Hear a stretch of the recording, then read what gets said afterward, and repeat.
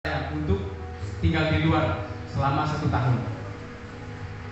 Karena waktu itu kalau sudah selesai studi filsafatnya bisa mengambil suatu refleksi itu. Tapi untuk mengambil magisternya 2 tahun lagi, mau mengambil istilahnya teologi. Kalau di Katolik itu mengambil teologi cuma 2 tahun lagi. Setelah itu diakon baru habis 5. Tapi saya ini lain. Saya selesai aja, bahkan belum selesai kuliah saya. Itu kuliah filsafat itu belum selesai, masih dalam pertengahan. Tapi saya percaya bahwa saat ini saya diubahkan. Dan yang membuat saya terkejut ketika saya mengambil keputusan itu, karena ada pepatah mengatakan bahwa ketika kamu mengambil keputusan yang benar, itu akan menjadi sukses dalam hidupmu. Amin. Itu saya percaya. Amin. Saat itu saya mengambil keputusan untuk saya go out, berangkat dari seminari. Waktu itu tepatnya pada sore hari saya cari pekerjaan, karena notabene-nya di Siantar kan nggak ada keluarga, nggak ada sama sekali. Saya orang luar, nggak ada saya kenal. Tapi puji Tuhan ada namanya Hotel Silalai. Kebetulan hotel itu, bapak pemilik hotel itu sering ke seminari, kunjungi kami gitu. Akhir pas di dekat Indomaret itu jumpa, dia tanya, dia panggilkan frater kan gitu.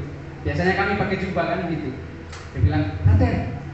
Saya terkejut kan, aduh gimana nih panggil frater, padahal ini mau balik ini, nggak lanjut lagi sekolah apa itu. Saya bilang, jawab, ya Pak, kenapa ini keluar? Biasanya kan jam-jam segitu kami sudah adakan ibadah gitu. Tapi dia tanya, dia penasaran. Saya bilang, Pak, saya bukan lagi dalam komunitas atau hidup sebagai seorang biarawan, tapi saya mengambil cuti atau mengambil refleksi 1 tahun di luar. Terus kenapa? Ya, sebenarnya alasannya saat itu rokok sama minum enggak saya lepas.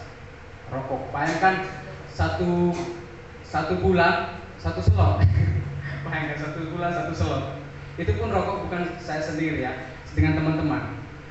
Waktu itu kan orang tua selalu kirim, bahkan setiap minggu, setiap bulan kirim uang, karena mereka dukung juga untuk panggilan menjadi seorang pastor.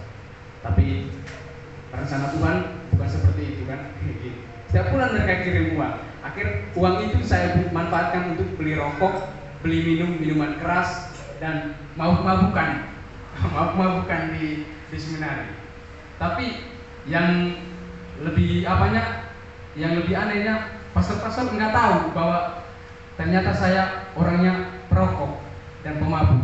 Karena di seminari itu kami per kamar, 1 kamar 1 orang.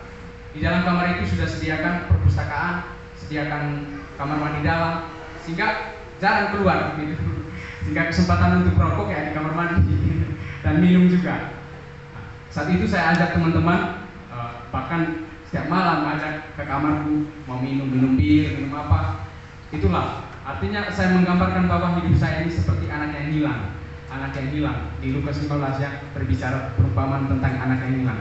Bagaimana saya mengalami suatu pertobatan secara total, bahwa kasih Bapa itu selalu merangkul kita, selalu merangkul saya. Saat itu saya sadari ketika saya di Bibi, oh iya ternyata kasih Bapa itu tidak pernah meninggalkan saya gitu.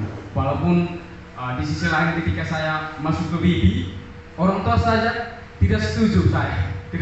Nanti kamu katanya, ya mohon maaf ya, jadi saksi Yehova katanya. Karena pandangan orang tua saya untuk mau masuk sekolah Alkitab itu, mau jadi saksi Yehova, itu kan dari mulut ke mulut, mereka kan tahu. Belum mereka terjun lebih dalam kan, terjun ke lapangannya. Itu makanya mereka percaya aja. Ternyata ketika saya masuk ke Bibi ini, di luar ekspektasi saya, di luar nalar saya, ternyata Bibi ini yang bisa mengubah hidup saya. Inilah sekolah Alkitab yang menurut saya sederhana tapi excellent, dia luar biasa bagi saya, karena mengubah hidup saya. Dulunya saya perokok, minum, tapi selama di Bibi sampai saat ini pun, sampai detik ini, merokok dan minum saya tidak suka lagi. Amin. Saya juga suka lagi. Mudah-mudahan saya tidak suka lagi. Tapi dari orang tua untuk mendukung saya tidak ada, nol. Dari keluarga tidak ada mendukung saya untuk saya jalani sekolah di Alkitab ini. Tapi saya percaya orang tua tidak setuju, tapi Bapa yang di atas selalu mengasihiku, selalu menyediakan untukku apapun kebutuhanku dan cukupi semua.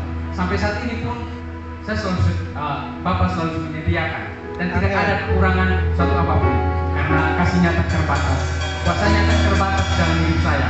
Dan saya percaya Bapak Ibu saudara-saudari mungkin mendengar ini, Bapak Ibu juga diberkati, para pemuda juga diberkati. Mungkin inilah suatu kesaksian yang menurut saya aneh bagi saya. Kenapa saya sih tiba-tiba ambil sekolah Alkitab? Bayangkan dari filsafat masuk ke sekolah Alkitab, itu sangat aneh bagi saya, di luar nalar. Orang tua pun bingung. Nah, kenapa lah kamu tiba-tiba gitu pikiranmu gitu? Apakah kau mau jadi saksi Jehovah gitu? Ternyata bukan saksi Jehovah. Ternyata kita bisa memberitakan kabar baik kepada orang-orang yang belum mengenal sama sekali. Amin. Dan saat ini pun sebenarnya saya orang yang tidak merasa kurang percaya diri maju ke depan kan, singer atau apa. Tapi ketika di Bibi, saya diubahkan, hidup saya diubahkan. Bisa singer, bisa WL. Amin. Itu luar biasa pekerjaan Tuhan ya. Sebelum-sebelumnya enggak pernah saya. Bahkan ya background saya kan Katolik, belum mengenal betul tentang bagaimana pujian penyembahan tentang Kristen itu. Tapi saya percaya bahwa di dalam Kristus tidak ada membedakan lagi. Ya, agama hanyalah usaha manusia, tetapi Yesus itu yang bisa menyelamatkan saya, bukan karena agama, tapi karena Yesus. Karena Kristus adalah orang yang mengikuti Kristus, bukan menjadi agama. Amin. Baik, sebelum mengakhiri doa ini ada video singkat.